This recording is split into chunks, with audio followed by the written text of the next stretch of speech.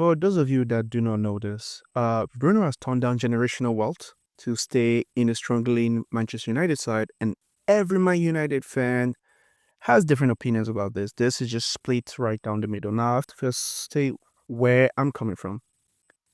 I think he should have gone. I think the money would have benefited the team as a whole. But the fact that he's staying, I'm not losing my mind over that. Why is everyone acting like him staying is such a net negative? The club has released a statement saying that they did not want him to go. Ruben did not want him to go, meaning they believe he's part of the plans or he is going to be impactful for next season. Just like he saved us from relegation this season with what you guys are seeing on screen right now. That's why I have that video there, just to remind you guys. I'm not saying Bruno is the perfect player, but then again, no player is perfect. But why are we acting like Bruno is some sort of cancer that we need to get rid of, or like he's holding us back? This just reminds me of the old De Gea thing again. Because when De Gea was here, he was the problem. We needed to get the new goalkeeper. We got Onana, and everyone's crying back for De Gea. Now, don't get me wrong, we do need a modern goalkeeper. You just know Onana. Maybe we have to go through a few more goalkeepers before we get the right one. But right now, I'm seeing a trend among the Manchester United fan base. We always go after whoever it is that has the most goals and assists. It's Rashford first. Granted, he had an attitude, but I do not blame him. When you've been facing that level of abuse for so long, it does something to you. You could argue you need a certain mindset to be at Manchester United, granted, but I can understand why it took a toll on him because he was the sole source of abuse for years. Then it transferred to Bruno. And the trend is it's always the guy that does the most for us that gets the abuse. Now, while Cristiano Ronaldo should not have gone to the Piers Morgan show, he also got abuse. And again, he was a very impactful player for us. I do not understand this trend. Why are we doing this to our best players? I'm not saying he's a Ballon d'Or winner, he's the best player in the world, but within Manchester United, there's no player better than Bruno Fernandes. So why this outrage and anger that he's staying? I wanted 100 mil, whatever they were going to bring, even if it was 80 or 90. That's good because we need a rebuild. But if the club is coming out saying, we're fine, Bruno Fernandes, we want you to be here, because he said it after the Europa League final. If the club needs him gone, he will go. He consulted his family, he consulted the coach, and then he consulted the owners. And everyone had plans for him within the club. And this is an ambitious player. He turned down generational wealth. Now, granted, he's not poor, but he turned down generational wealth to stay for the club. And that's what most of you have been asking for. You want a player that wants to play for Manchester United. We have one. And not just any player, Bruno Fernandes. There are not many players in the world that can do what he does.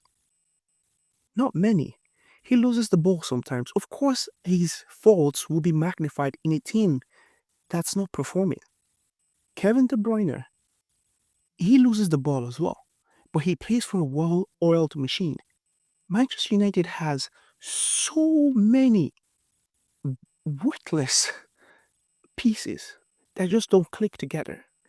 And the only person that actually produces goals and builds us time after time is the one player everyone hates and is, I don't get where it comes from. It just blows my mind. Why is it him?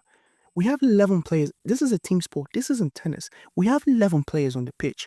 I'm actually curious. Maybe you leave it in the comment section below.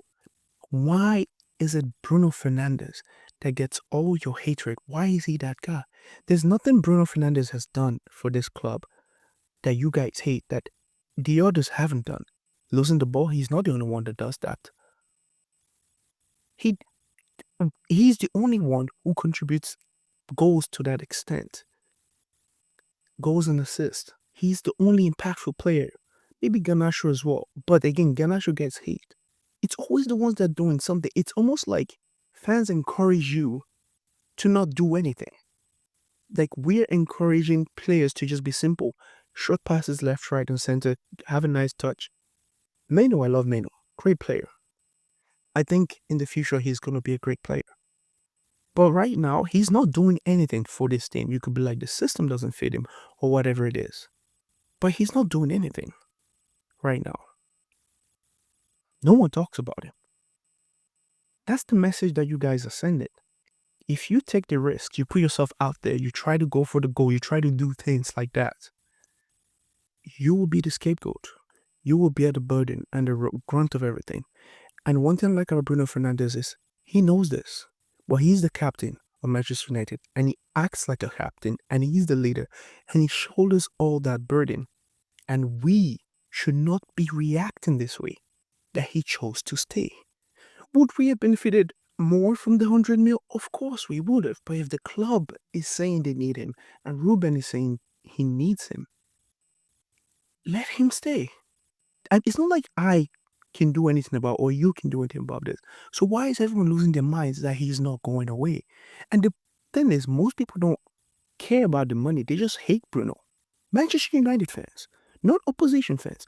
Most Manchester United fans just have a deep hatred for Bruno. I don't understand it. We need to do better. That's all I think. And honestly, if I'm wrong, correct me in the comment section below. Please leave a like and subscribe. That's it for the video. I'll see you guys next time.